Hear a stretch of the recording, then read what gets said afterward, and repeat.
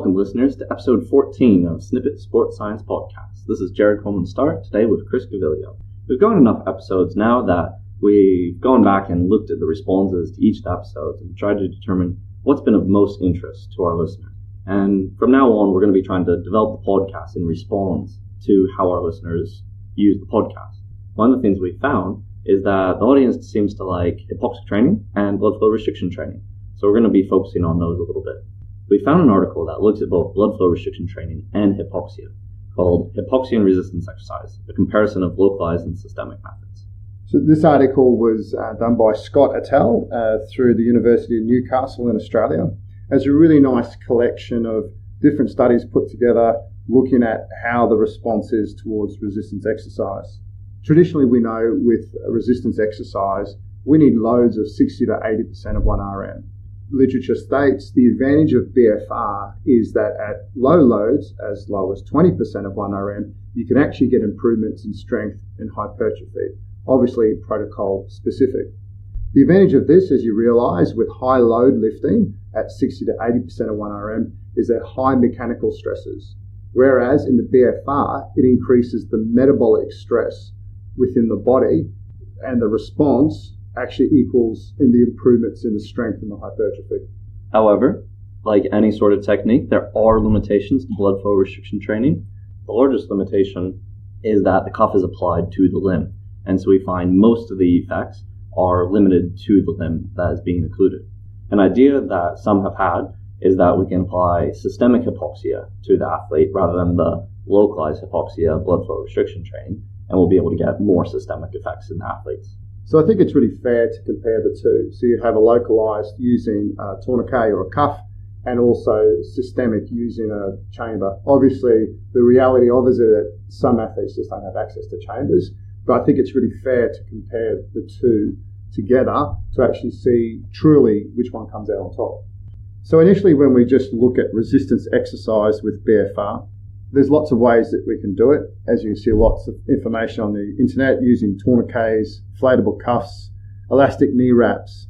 And traditionally, that's done at the proximal end of a limb to occlude the distal blood flow. Therefore, this induces a localized hypoxic environment during exercise. When you look at research, anything from pressures from 75 through to 220 mils of mercury have been utilized as a pressure to induce this localized hypoxic environment. And our opinion is it's using the pneumatic inflatable cuffs. That's by far the best way to be applying the blood flow restriction stimulus. If you're using something like elastic knee wraps, you don't know what actual pressure you're applying. Similar to the way that you would lift, pretty rare to just go out and pick up random logs and stones of unknown weights and be trying to get a progressive overload using that sort of stimulus. Whereas with the pneumatic inflatable cuffs, you have a pressure gauge that tells you exactly what pressure you've gone. It's important both for that progressive overload and also to be ensuring that you're being a safe athlete. But there's also numerous factors which can affect the acute response to BFR exercise. And this is the same in normal resistance exercise as well. And these include obviously the pressure, the cuff location, the width and the type of cuff, the exercise intensity, volume, the interset rest periods, as well as the frequency and duration of the training. So always when we're reading articles, it's important to be to put your thinking hat on and be a little bit objective towards the different protocols and really tease that out to see if you want to employ it into your training environment. And a lot of those factors have been investigated much more thoroughly in other articles where we've sort of made a determination on how do we want to be applying each of those factors. For example, we like to go at 50 to 80% arterial occlusion pressure using Lonnke's equation to determine that. Yeah, I think it's possibly the most scientific method while still being the most simplest method. You need to have, as a strength and conditioning coach, you need to have a level of science behind the pressures that you actually give to your athletes. I think that also gives them a level of safety and reassurance that you're doing the best you can with what equipment you have available. So blood flow restriction training is very well evidenced for as little as 2 weeks of training and as low as 20% of one repetition maximum. We're finding that these benefits are on the back of greater accumulation of metabolites, but also potentially greater increases in anabolic hormones, intramuscular signaling, intracellular swelling, and motor unit recruitment. On the back of these, we find a lot of adaptive and perceptual responses.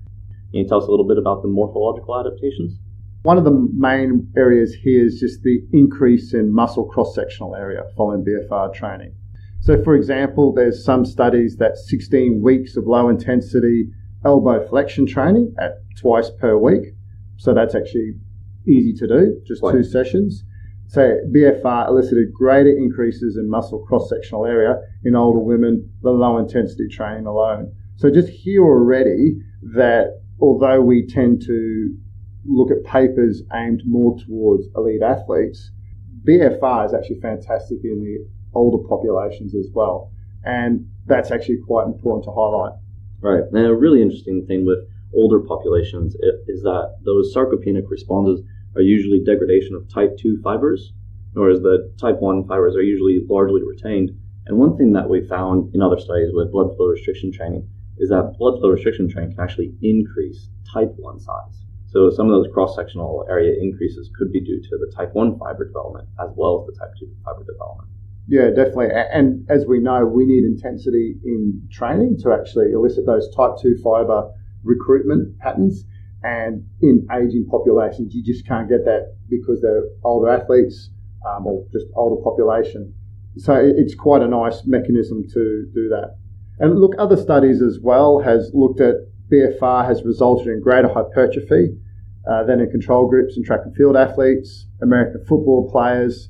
So in the elite athlete population and in elite population, highlighting this fact has high importance because as you realise that elite athletes, they have a high level of muscular adaptation to resistance training. Therefore, it's very hard to get improvements in strength and or size. And secondly, low intensity resistance training would traditionally produce no response at all for these athletes. So you have elite athletes who can't get much gains because they basically squeeze as much juice out of the grape as we have. And here we are providing a new stimulus, which is low intensity, and they're actually able to still produce gains. And so moving into increases in muscular strength, several authors have found increases in peak torque and also the rate of torque development. So not just how strong an athlete is, but how quickly they can get to their maximum strength. This is likely to be on the back of increased muscle fiber recruitment and neural drive, as seen by electromyography. And so normally these neural adaptations are probably the ones that we see in the early stages of strength development. So once again, in well-trained athletes, to continually improve the neural drive of a muscle fiber, great implications to application in the elite training environment. Right, and Scott and colleagues don't approach it in this article, but we've also found that there's sort of an inverse relationship in the training response for blood flow restriction training compared to traditional training. Whereas in traditional training, the athlete will first increase that neural strength and then be growing muscle size. Whereas in blood flow restriction training, there's growth almost immediately from when they start training. And so when we're talking about resistance exercise and elite athletes, we traditionally talk about really high loads, low repetitions. There's been another study where they did 50 repeated submaximal contractions, and they actually found they had significant increases in maximal isometric strength and muscular endurance. So once again, something here for the endurance-based athletes as well. And they seem to believe that the increase in the muscular endurance may reflect the intramuscular metabolic adaptations, such as increases in oxidative energy metabolism and hydrogen buffering. So rather than the increased neural fatigue resistance. So once again, calling on possibly a different mechanism to the adaptation in these type of athletes.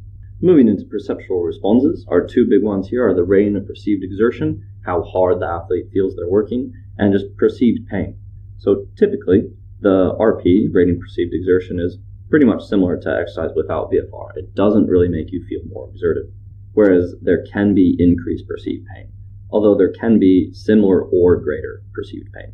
And as a user myself, and probably you can chime in here as well, Jared, that using it at the time, it's a really tough session. Once you release the pressure and you have them off, pretty much you forgot that you've had the cuffs on. So it's actually quite a nice response. Interesting, they talk about perceptual responses, and it'd be interesting to see later in the article if they actually go with longitudinal perceptual responses in respect to pain in particular, because there's actually some articles out there around the analgesic effect of BFR around joints and tendons. And I've had a lot of the users as well that have actually commented that they actually have relief from different types of joint and tendon pain post-using it. And one user, for example, who now has two new knees, at the time he would said, he could never squat pain-free, and he would always have pain post for 24 hours. Once he started using the BFR cuffs, he had no pain during the session, but more importantly, 24 hours of relief, which I think is really important for athletes or just users who want pain-free exercise. Right, exactly. That acute perceived pain is very much just while you're actually wearing the cuffs and exercising. So I would say it's very strongly related to the burn. Correct. Yeah. It's really the pain is the burn. Whereas as soon as you release it, it's almost a little euphoric sort of effect, or you feel quite good. Yeah, that's a great explanation. Yeah. And chronically, it massively decreases pain. Certainly, my experience.